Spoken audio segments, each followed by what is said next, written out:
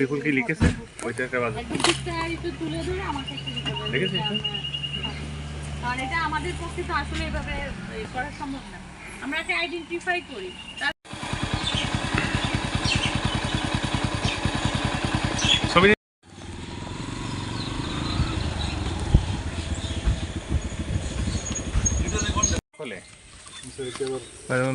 এটুকু দেখানোর জন্য আর কি কিনে এখন আছে সামনে এখন এই যে এই জমি যিনি বিক্রি করেছেন, মাটি বিক্রি করেছেন, এই জমি কার?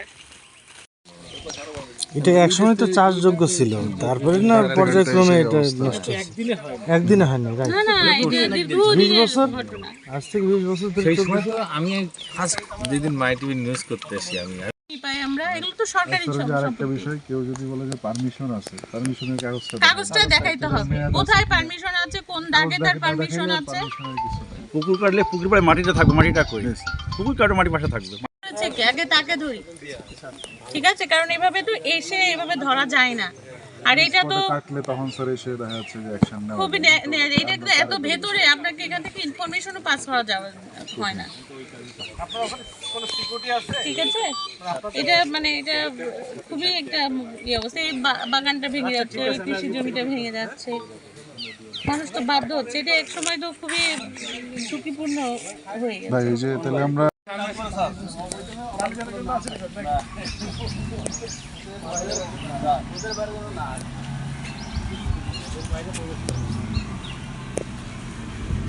করার পর থেকেই যে দর্শনার এই ছটাঙ্গা মাঠের কথা শুনেছি যে এখানে আসলে বালি কাটা হচ্ছে।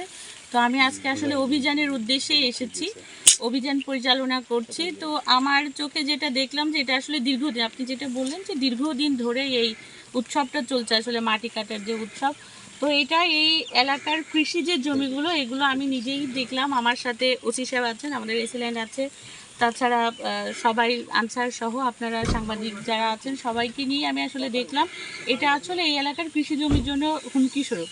তো এখন থেকেই যদি আমরা মানে পদক্ষেপ না নিই তো তাহলে পরবর্তীতে কৃষি জমিগুলো পুরোটাই ক্ষতিগ্রস্ত হবে। তো এই আমরা যে এসছি, আমি মনে করি যে এখানে আমাদের ওসি মহোদয়ের একটা গুরুত্বপূর্ণ ভূমিকা রয়েছে। তো যে এই মাটি বাড়ি কাটার যে ব্যাপারটা, ওনারা কিন্তু সার্বক্ষণিকভাবে টহলে থাকেন।